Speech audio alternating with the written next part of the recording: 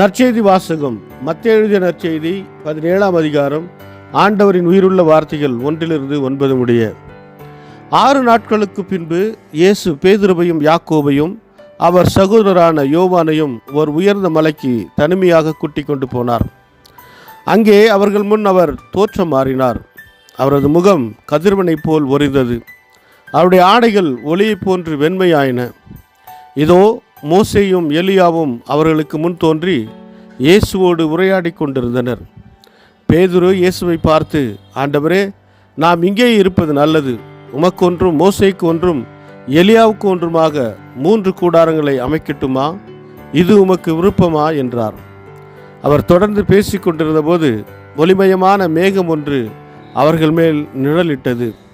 அந்த மேகத்தினின்று, என் அன்பார்ந்த மைந்தர் இவரே, இவர் பொருட்டு நான் பூரிப்படைகிறேன், இவருக்கு செவிசாயுங்கள் என்று ஒரு குரல் ஒலித்தது.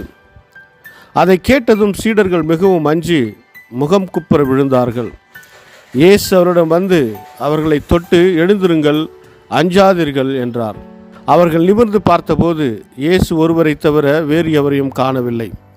அவர்கள் மலையிலிருந்து இறங்கி வந்தபோது இயேசு, மானிட மகன் இறந்து உயிருடன் எழுப்பப்படும் வரை இக்காட்சியை பற்றி எவருக்கும் சொல்லக்கூடாது என அவர்களுக்கு கட்டளையிட்டார்.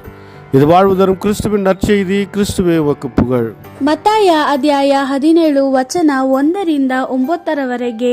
6 ದಿನಗಳ ತರುವಾಯ ಪೇತ್ರನನ್ನು, ಯಾಕೋಬನನ್ನು ಮತ್ತು ಯಾಕೋಬನ ಸಹೋದರನಾದ ಯೋಹಾನನನ್ನು ಕರೆದುಕೊಂಡು ಯೇಸು ಎತ್ತರವಾದ ಒಂದು ಬೆಟ್ಟಕ್ಕೆ ಹೋದನು. ಅವರಲ್ಲದೆ ಬೇರೆ ಯಾರೂ ಅಲ್ಲಿರಲಿಲ್ಲ.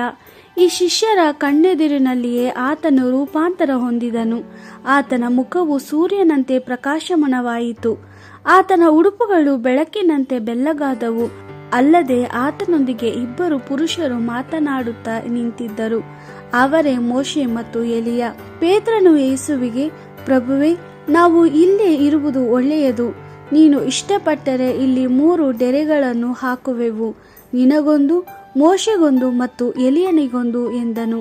ಪೇತ್ರನು ಮಾತಾಡುತ್ತಿರುವಾಗಲೇ ಪ್ರಕಾಶಮಾನವಾದ ಒಂದು ಮೋಡವು ಅವರ ಮೇಲೆ ಕವಿಯಿತು. ಮತ್ತು ಆ ಮೋಡಗಳಿಂದ ಒಂದು ಧ್ವನಿಯು, ಈತನು ನನ್ನ ಪ್ರಿಯ ಮಗನು, ನಾನು ಈತನನ್ನು ಬಹಳ ಮೆಚ್ಚಿಕೊಂಡಿದ್ದೇನೆ, ಈತನಿಗೆ ವಿಧೇಯರಾಗಿರಿ ಎಂದು ಹೇಳಿತು. ಯೇಸುವಿನ ಸಂಗಡವಿದ್ದ ಶಿಷ್ಯರಿಗೂ ಈ ಧ್ವನಿ ಕೇಳಿಸಿತು. ಅವರು ಬಹಳ ಭಯದಿಂದ ಬೊರಳಬಿದ್ದರು. ಆಗ ಆತನು ಶಿಷ್ಯರ ಬಳಿಗೆ ಬಂದು ಅವರನ್ನು ಮುಟ್ಟಿ, ಏಳಿ, ಹೆದರಬೇಡಿ ಎಂದನು. ಅವರು ಕಣ್ಣೆತ್ತಿ ನೋಡಿದಾಗ ಯೇಸು ಒಬ್ಬನೇ ಅಲ್ಲಿದ್ದನು. ಬೆಟ್ಟದಿಂದ ಇಳಿದು ಬರುತ್ತಿರುವಾಗ ಯೇಸು ತನ್ನ ಶಿಷ್ಯರಿಗೆ, ನೀವು ಬೆಟ್ಟದ ಮೇಲೆ ಕಂಡ ದರ್ಶನವನ್ನು ಈಗ ಯಾರಿಗೂ ಹೇಳದೆ ಮನುಷ್ಯಕುಮಾರನು ಸತ್ತು ಜೀವಂತವಾಗಿ ಎದ್ದು ಬಂದ ಮೇಲೆ ತಿಳಿಸಿರಿ ಎಂದು ಆಜ್ಞಾಪಿಸಿದನು. ದೇವರ ವಾಕ್ಯವಿದು. ದೇವರಿಗೆ ಕೃತಜ್ಞತೆ ಸಲ್ಲಲಿ. Gospel according to Matthew chapter 17 verse 1-9. 6 days later, Jesus took with him Peter and James and his brother John and led them up a high mountain where they were alone. Jesus' appearance was changed before them.